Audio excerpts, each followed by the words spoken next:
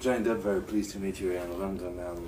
Your character, Sam, appears a little bit like a mystery and an extraterrestrial in the life of Benny and Joone. Then how to prepare or to create such a character when we don't know the past, we don't know really the history of the character?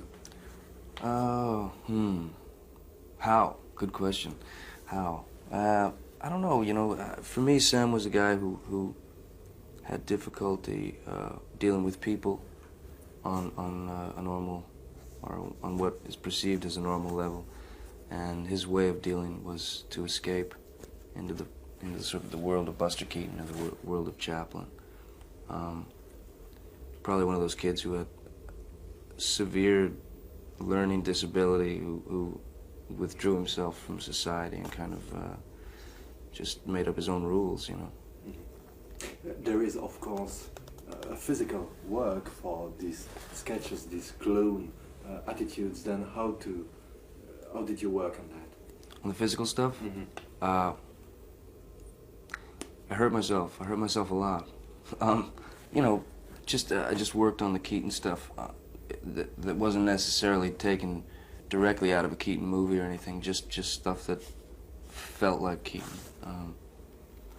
Just worked on them, flips and this and that. The roll dance was kind of difficult because that's a direct rip-off from Chaplin. That's right out of the Gold Rush, So that was real intimidating to do that. So I don't know. I didn't want it to be a direct yank, so I just kind of tried to do my own thing with it. What's the line? What's the borderline between a tribute and a copy and an impersonation? How to manage that?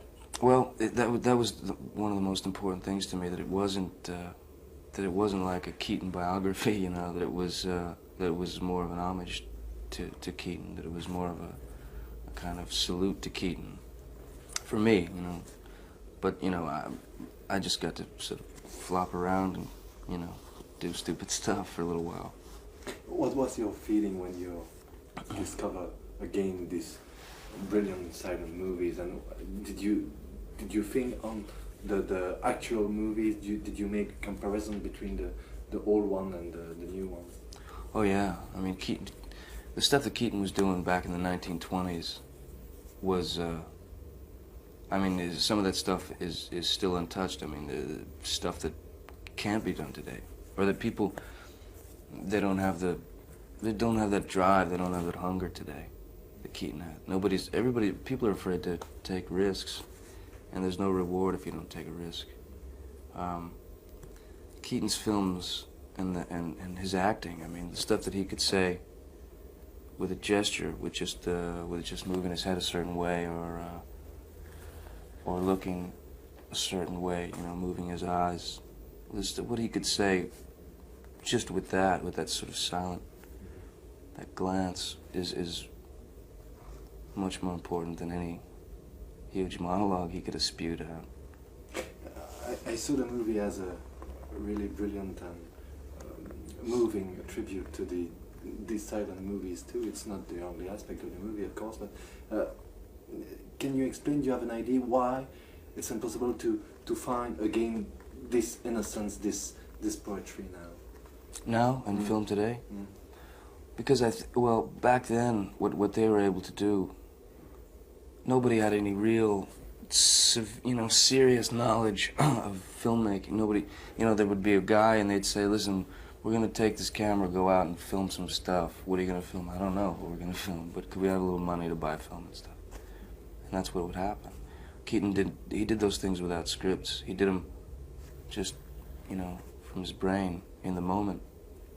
Today, there's so much money involved in filmmaking, and it's such a business that I think somewhere along the way they lost the sense of the spontaneity and the art, where the real life comes in. This sort of, the inhale, the exhale, it's been sort of misplaced.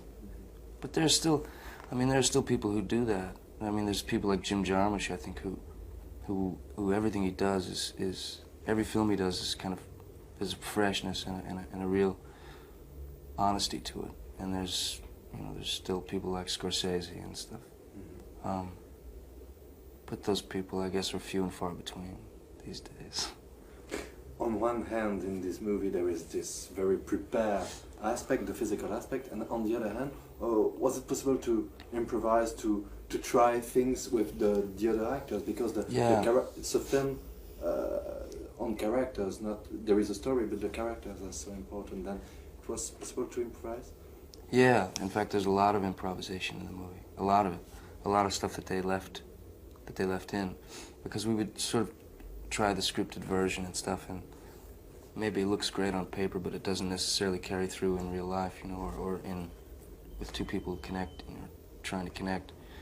So yeah, there was a lot of improvisation and a lot of room. I mean, the atmosphere on the set was great because it was kind of there was a real magic as far as people being able to try things that weren't necessarily the obvious things.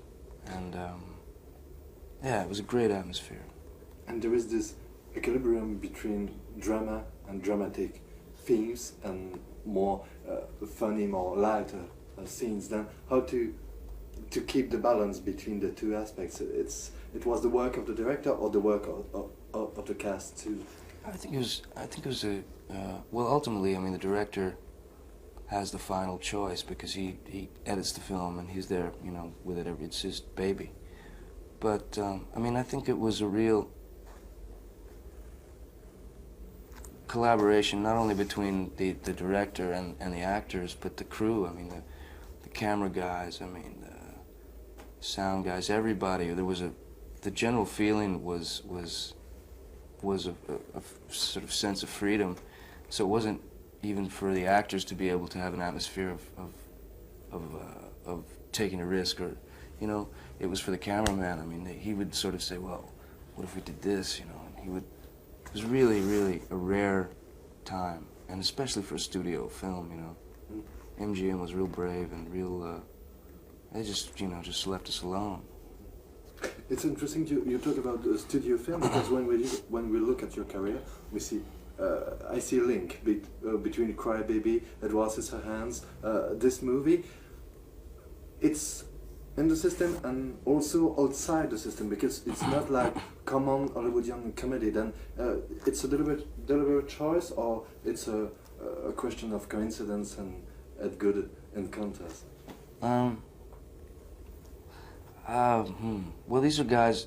These characters and these scripts are things that I responded to in one way or another, and there's this, I guess there's a sort of a string sort of connecting them all. As far as doing films that are sort of in there and sort of out there at the same time, I've just been real lucky. I mean, I've been really lucky to have worked with the people I've worked with, and to do these films that end up, doing okay at the box office. I mean, that balance is not real simple. It's real complicated to do. Generally, I mean, when I read a script, if I respond to it, most of the time they're not your obvious kind of commercial movies, or what one would think would be a commercial movie. And the fact that people go and see them is pretty good. I'm glad.